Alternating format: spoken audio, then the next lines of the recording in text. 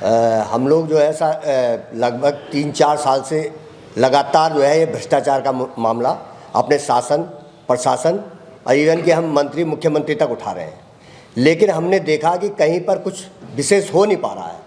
तो मैं थोड़ा सा आपको सिलसिलेवार बताऊंगा। 20 से 25 करोड़ का मामला है, ये अलग अलग जगह पे कहाँ पे क्या क्या है तो वो मैं बताऊंगा। और हम उम्मीद करते हैं कि क्योंकि आपकी लेखनी के माध्यम से निश्चित तौर पे हमारे जो ये भ्रष्टाचारी लोग हैं इन पे कहीं ना कहीं लगाम लगेगी और कहीं ना कहीं जो है इन पे गवर्नमेंट इसके लिए सोचने के लिए बाध्य होगी।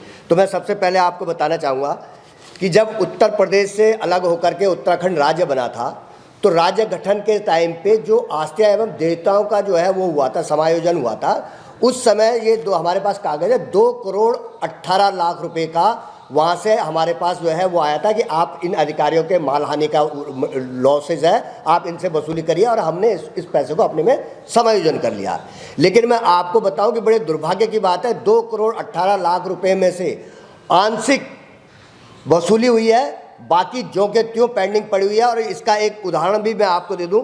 हम लोगों ने जो है ये पत्र लिखा था 2020 में, तो इसमें इसके माध्यम से फिर हमको जो है बताया गया था। तो उसमें क्या था कि इन्होंने जो है एक अधिकारी जिसपे कि सबसे ज़्यादा मटेरियल लॉस का था 48 लाख का, तो वो उस 48 लाख में से केवल और केवल 1,07,000 की वसूली की, बाकी 47 लाख जो के त्यों खातों में पड़े हुए हैं, उसका कोई अता पता नहीं है। ये पहला मामला मैंने इसलिए आप लोगों के बीच में उठाया है क्योंकि हम चाहते हैं कि इसी तरीके से हमारे अधिकारी लोग भ्रष्टाचार कर रहे हैं, रिटायर होकर घर जा रहे हैं और पैसा जो के त्यों और कोई वसूली नहीं हो पा रही है, कोई कुछ नहीं हो पा रहा है। और ये 48 लाख रुपए में से आप सोचिए केवल 1,07,000 की वसूली हुई, 47 लाख रुपए बट्टे खाते में। इस 2,18,00,000 में से कम मुश्किल से 70-75 लाख की वसूली होगी, बाकी सब बट्टे खाते में है। तो ये मैंने आपको दिया। और इसी का मैं एक उदाहरण दूं आपको कि कर्मचारियों से कैसे वसूली की जाती है। एक हमारा कर्मचारी टाउन्स लॉगिंग प्रभाग में था, वो वहाँ से निकासी की जाती है। तो निकासी करते समय कुछ वाहन चालकों ने इधर उधर से, जो उसका कहना, हालांकि मैं इसको बिल्कुल सत्य नहीं मतलब वो कह रहा हूँ कि ये बिल्कुल प्रूफ है, लेकिन उनका कहना है कि वाहन स्वामियों ने अलग अलग जगह से वो बीच में से नग उठाए जो टूटे फूटे थे, और लगभग 11 नग जो है वो कहाँ पकड़े गए, विकास नगर के अंदर। विकास नगर में जब पुलिस ने उनको पकड़ा तो उनकी न तो पुलिस में रिपोर्ट है उस बंदे की जहाँ से वो गाड़ी भर करके आई थी, और दूसरी बात नियमता ये था कि जो गाड़ी जो है हमारे आराकोट चिवा से भर के आई वो बाया पुरोला और नौगांव बड़कोट होते हुए तब आना था, लेकिन वो डायरेक्ट सीधे जो है वहाँ से त्यूनी से होता हुआ और सीधे उस वाले रूट पे, क्या रूट है वो, ये चक्राता भी नहीं गए, वो दूसरा वाला रूट पे, मीनस वाली रूट पे से, और वो वहाँ पे पकड़े गए। अब उस कर्मचारी पे 55,000 की वसूली थी, वो रिटायरमेंट हो गया था, उसने अपने साक्ष्य दिए, सारा कुछ दिया, लेकिन अधिकारियों की धींगा मस्ती आप देखिए कि करोड़ों रुपए नहीं वसूल कर रहे, लेकिन उस बेचारे से 55,000 रुपये वसूल कर लिए। तो मेरा कहना है कि यहाँ पर वन निगम के अंदर में खीरा चोरों को तो फांसी होती है और हीरा चोरों को शाबाशी मिलती है, ये मैं आपको कहना चाहता हूँ। दूसरा एक और मामला है हमारा डिपो नंबर 4 और 5 लाल कुआं में। लाल कुआं के अंदर डिपो नंबर 4 और 5 के हम लोगों ने जो भ्रष्टाचार का मामला उठाया था और हमारे अधिकारी टच से मस नहीं हो रहे थे, उसके बाद हमने माननीय वन मंत्री जी को बुलाया, हमारे ऑफिस में मीटिंग हुई और एसआईटी का गठन हुआ था। और एसआईटी का गठन जो है 4/10/2023 को हुआ था। आप लगा लीजिए कि लगभग 2 साल हो चुके हैं और 2 साल से उस एसआईटी का कोई भी अभी तक जो है जांच कंप्लीट नहीं हुई है, ना हमको मालूम है। हम बार बार जो है आरटीआई से मांग रहे हैं तो हमको नहीं दिया जा रहा है। तो हमारा कहना है कि उस जांच को एसआईटी 2 साल हो गए, जबकि हमारे विभागीय जांच में करोड़ों रुपए वसूली के लिए मांगे गए, वसूली करने के लिए, लेकिन वसूली नहीं की जा रही है। मैं आपको बता दूं, अगर वहां पर वसूली हो ठेकेदारों से, वसूली हो जिन कर्मचारियों ने किया है, तो दूध का दूध पानी का पानी हो जाए। ईंधन की हमको ये तक भी ज्ञात हुआ है कि वो पैसा डायरेक्ट जो है कर्मचारियों ने या ठेकेदारों ने अधिकारियों के खातों में भी दे रखा है। जिस तरीके से आपने देखा होगा कि रोडवेज के जो महाप्रबंधक के खातों में पैसे गए थे बच्चों के, उनके इसी तरीके से यहाँ भी गए हैं, लेकिन जांच को बिल्कुल धीमे किया जा रहा है, जांच को जो है सही ढंग से नहीं किया जा रहा और पूरी लीपापोती चल रही है। 2 वर्ष एसआईटी को हो गए, क्या जांच हुई है, क्या कुछ निकल के आया, अभी हमको कुछ नहीं मालूम है। उसके अलावा जो है हाँ, हमने कहा था इनको कि वो जांच जो है, क्योंकि उस समय के जो अधिकारी लोग इन्वॉल्व थे वो पूरा जो है कुमाऊं क्षेत्र और यहाँ तक इवन टनकपुर वगैरह सब जगह होना था, लेकिन मात्र 2 डिपो की गई। उसके बावजूद भी फिर हमारे जो क्षेत्रीय अध्यक्ष थे उन्होंने एक मामला उठाया, तो 3 नंबर डिपो में भी घपला मिला। आप सोचिए कि 3 नंबर डिपो में वो तो हमारे उसका अध्यक्ष का ट्रांसफर दूसरे डिवीजन कर दिया गया। उसमें जो है आप 115 घन मीटर लकड़ी एक्सेस पाई गई अधिक, और साल की जो है लगभग 60 घन मीटर करीब जो है वो अतिरिक्त पाया गया, और दूसरी प्रजातियाँ वो कम पाया गया और दूसरी प्रजातियाँ बढ़ गई।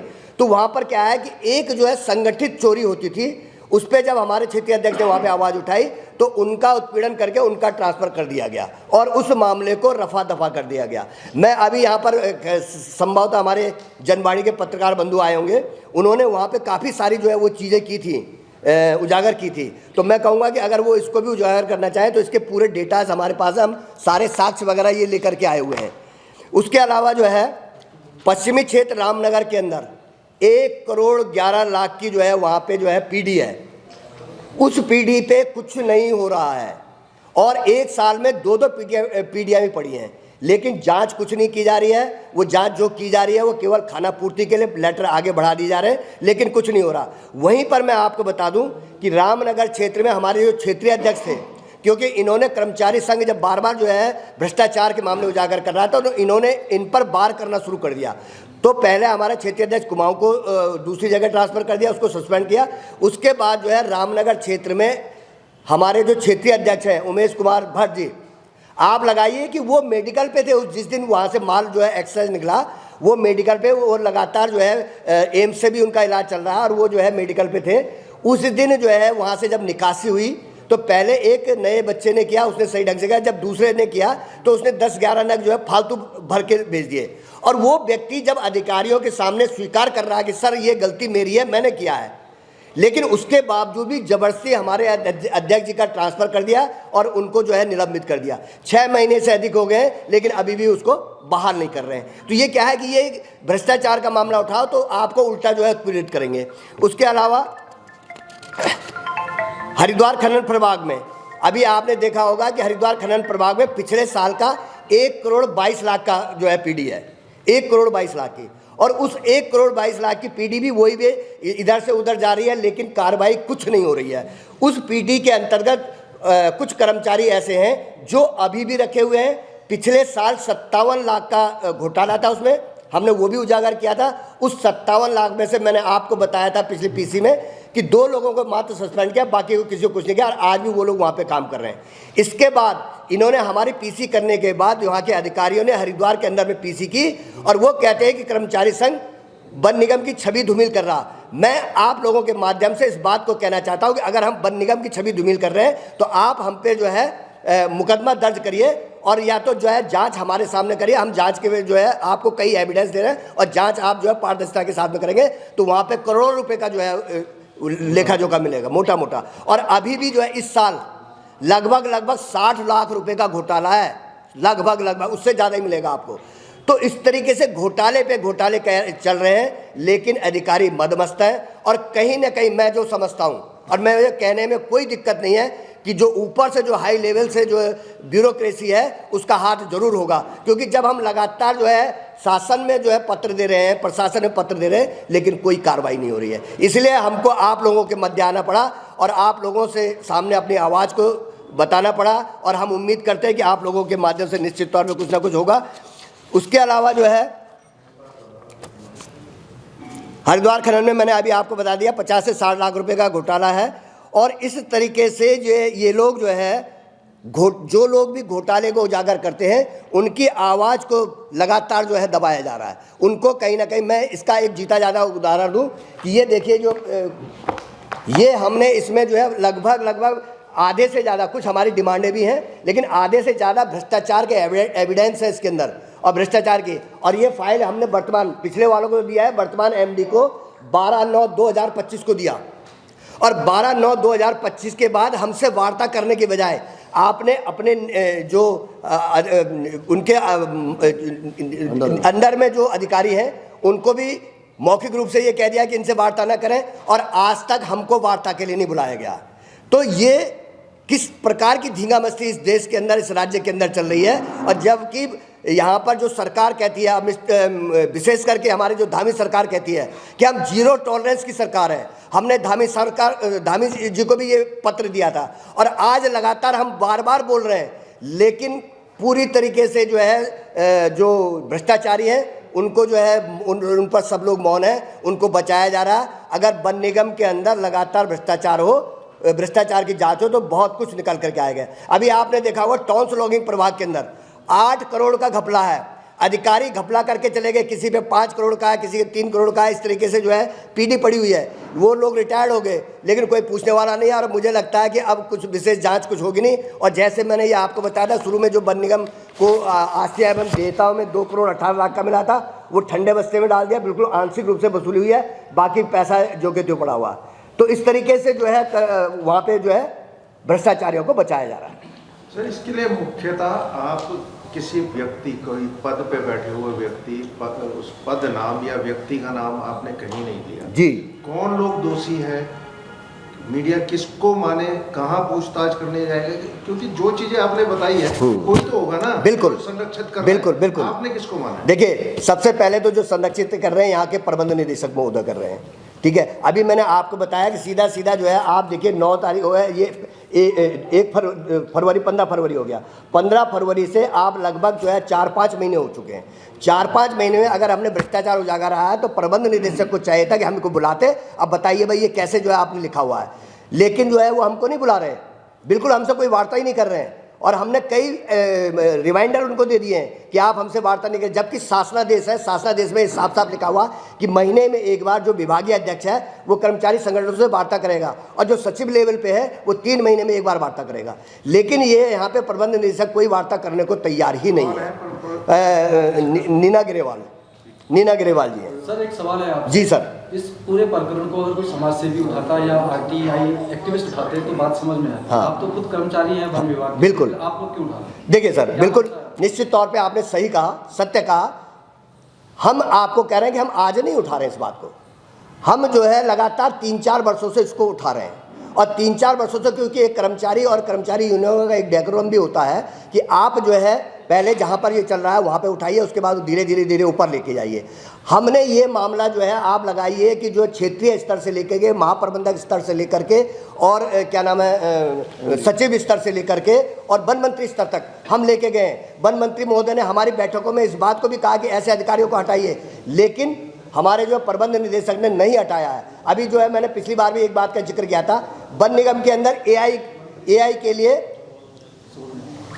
लिए 1 करोड़ 85 लाख रुपए लगाया। इनके जो सीसीटीवी कैमरे लगे हुए हैं, सीसीटीवी कैमरे, उनकी रिकॉर्डिंग तो ये उपलब्ध नहीं करा पा रहे। पिछली बार हरिद्वार डीएलएम ने छापा मारा था तो उसमें जो है बताया था कि आपके वो नहीं लगे हुए हैं।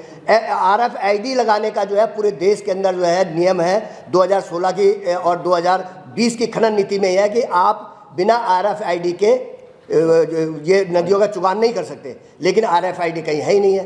तो आप सोचिए कि मतलब क्यों ऐसा हो रहा है। तो इसलिए सर हमने जो है, हमारी जो आवाज़ है वो दब रही है, इसलिए हम आप लोगों के बीच में आए हैं, क्योंकि हमें लगता है कि जो चौथा स्तंभ है हमारा बहुत मजबूत स्तंभ है, और आपकी लेखनी के माध्यम से हमारे वन निगम के जो है होगा, उसका हमारा एक मंशा ये भी है कि हमारे वन निगम जो है कि पहले से उत्तर प्रदेश से लेकर उत्तरांचल तक सोने की चिड़िया इसको कहा जाता था, सारे निगमों में नंबर 1 पे होता था प्रॉफिट में, आज घाटे में है। और ऐसे ऐसे अधिकारियों को बिठा रखा है कि जो लगातार उनके रीजनों में घाटे में रहा, लेकिन उनको जो है मलाईदार जो है पद दिए जा रहे हैं, मलाईदार वो किए जा रहे हैं। तो हम इसलिए जो आपके बीच में आए ताकि ये वन निगम बचा रहे, यहाँ के लोगों का रोजगार बना रहे, क्योंकि अब तो हम लोग तो निकल चुके हैं, लेकिन और लोग जो बचे हुए हैं उनको कम से कम रोजगार बचा रहे हैं। वन मंत्री जो हैं सुबोध उनियाल जी, उनसे आपकी वार्ता हुई इस विषय में? बिल्कुल सर, क्या कहना है?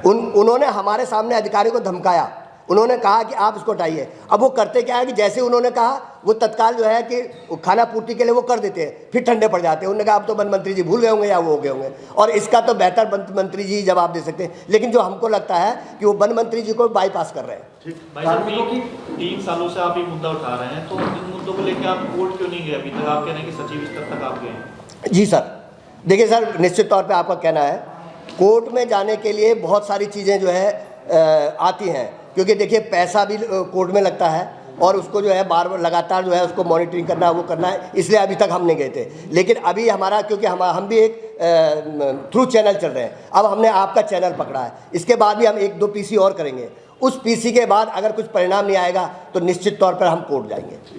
कार्मिकों की कई मांगे लंबित है और लंबे समय से डिमांड कर रहे हैं, सुख सुविधाएं से लेकर के काफ़ी समस्याएं हैं। जी। क्या उनको उपलब्ध करवाने के लिए तो कर्मचारी संघ ये नहीं कर रहा है, सर दबाव बना रहा है कर्मचारी? बिल्कुल, आप इस बात को कह सकते हैं कि ये दबाव बनाने के लिए आप इस आधार पर कह सकते हैं सर कि अगर हम शुरू से इस मामले को नहीं उठाते तो आप कह सकते थे कि शायद आप अपनी मांगों के लिए ये उठा रहे होंगे।